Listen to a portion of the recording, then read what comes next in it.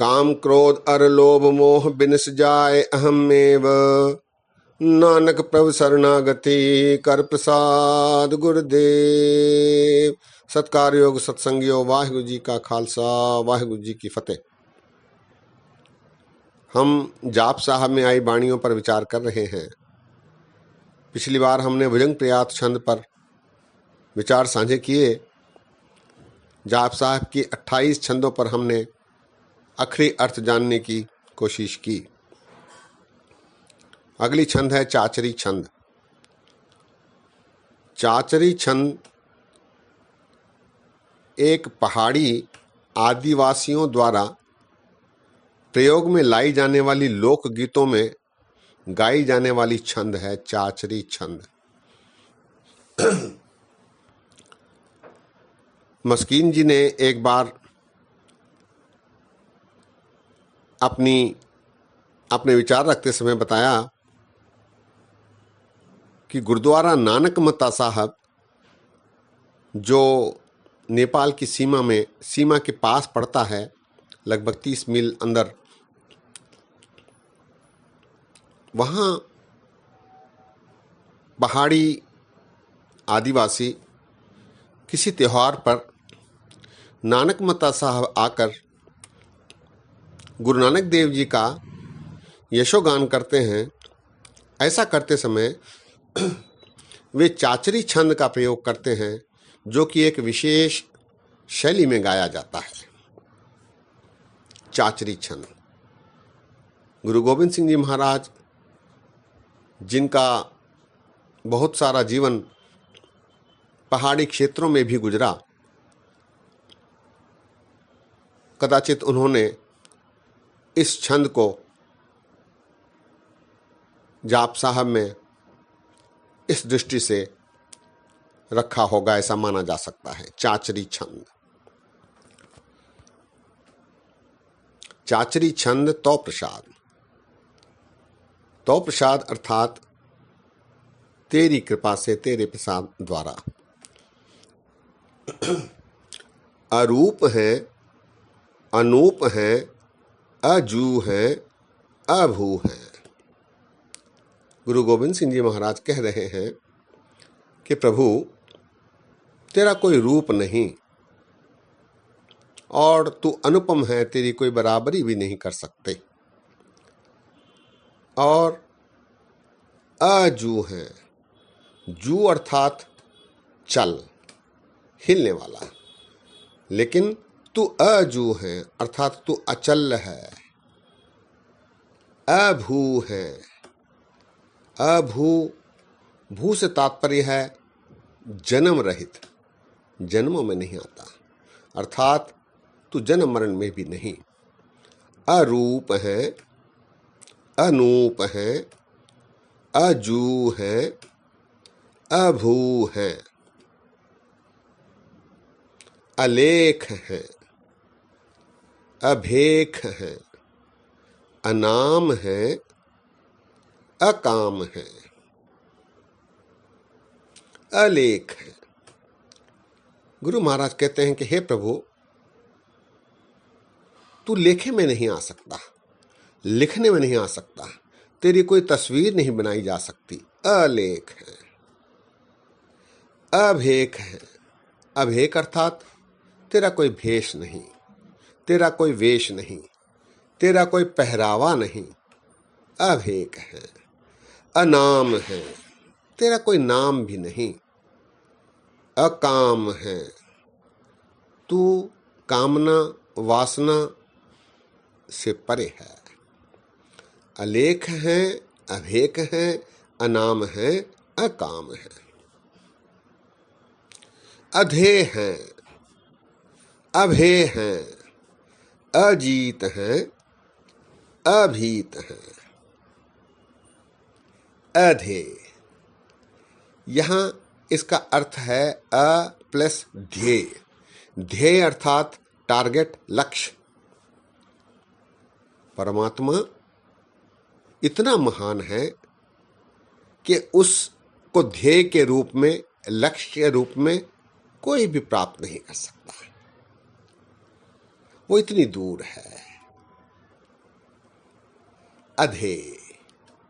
अभेय है, वो भेद रहित है, उसका कोई भेद भी नहीं पा सकता।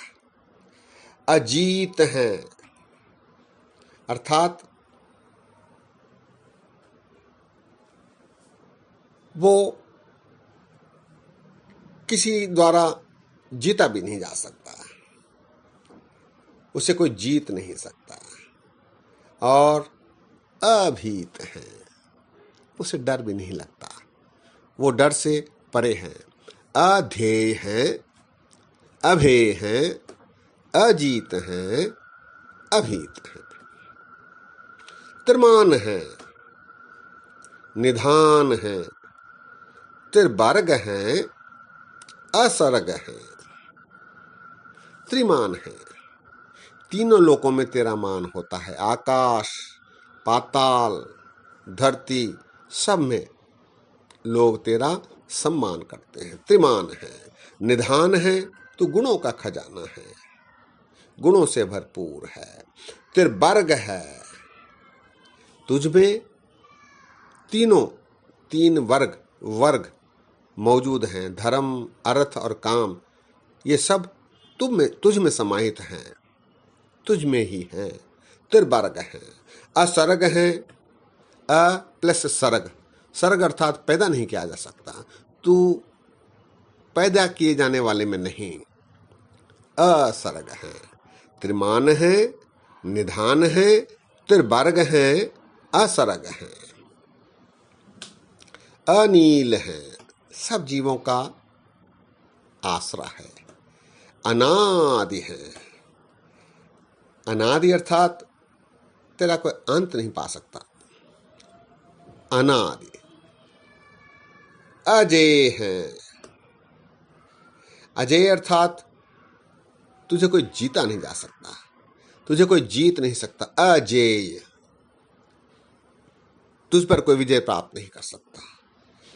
अजादि है, अजादि।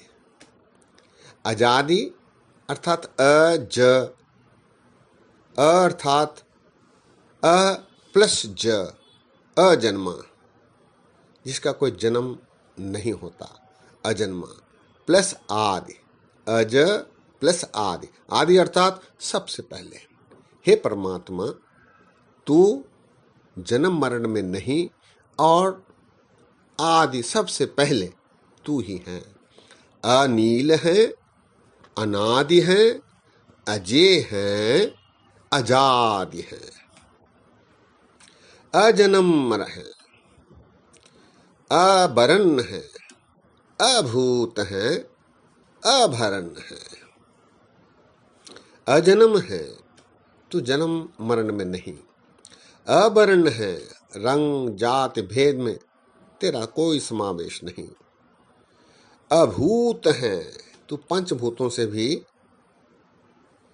पंचभूत तेरे द्वारा ही बनाए गए हैं, तू उनसे नहीं बना।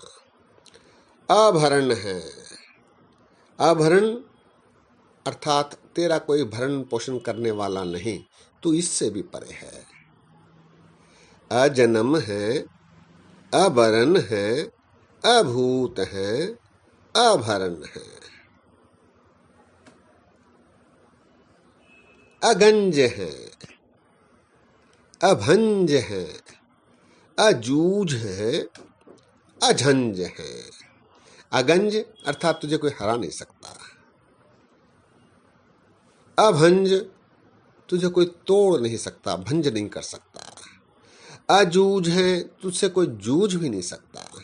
अझंझ है, तू झगड़े झमेलों से रहित है, अझंझ है। अमीक है, रफीक है, अधंध है, अबंध है।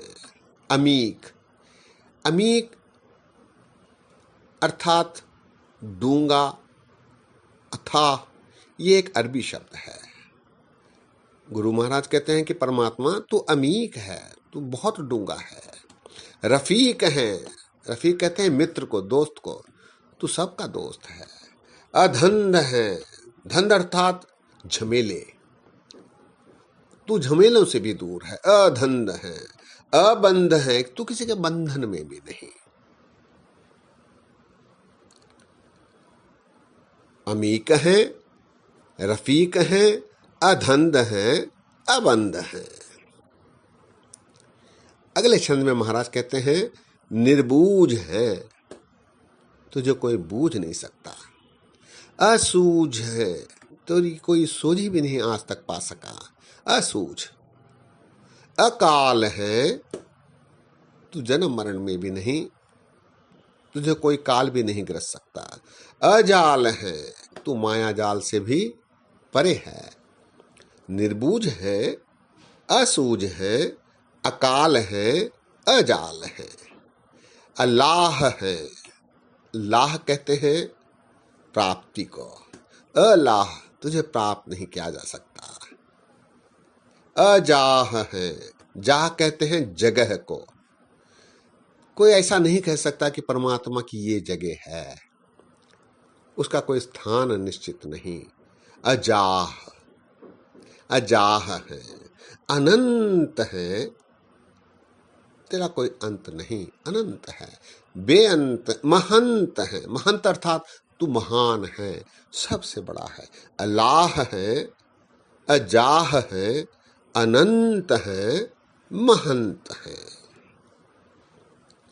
अगली छंद में महाराज कहते हैं अलीक है। लीक अर्थात लकीर खींचना। महाराज कहते हैं कि परमात्मा कोई ऐसी लकीर भी नहीं खींच सकता जो कि तेरी सीमा बन सके। अलीक। निरशरीक है, तो किसी में शरीक नहीं, कोई तेरा शरीक नहीं। निरशरीक, कोई तेरे साथ नहीं, कोई तेरे में शरीक नहीं। तू ही है, स्वयंभू है, निरशरीक है। निर्लंभ है। निर्लंभ अर्थात निरालंभ। नी प्लस अलंभ। आलंभ संस्कृत शब्द है जिसका अर्थ है आसरा। तू निरालंब है, निर्लंभ है, मतलब कोई आसरे पर तू टिका नहीं, तेरा कोई आसरा नहीं। निर्लंब है। असंभ है, तू असंभव है, तुझे कोई ये नहीं कह सकता कि ये संभव है, ये तू असंभव है। अलीक है, निरशरीक है, निर्लंभ है, असंभ है। अगम्य है, अजम्य है, अभूत है, अछूत है। अगम्य है अर्थात तो अगम्य है, तुझ तक कोई नहीं पहुंच सकता। अजम्य है, तू जन्मता मरता नहीं है, जन्म से भी दूर है। अभूत है, पंचभूत भी तेरे में ही समाहित है, तू पंचभूतों से नहीं बना। अछूत है, तुझे कोई छू भी नहीं सकता। अगम्य है, अजम्य है, अभूत है, अछूत है। अलोक है,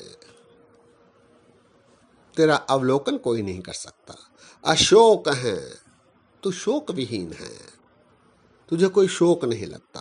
अकर्म है, धर्म कर्म के कार्य करके तुझे प्राप्ति नहीं की जा सकती। अकर्म है। अभर्म है, तू भर्मों से भी रहित है। अलोक है, अशोक है, अकर्म है, अभर्म है।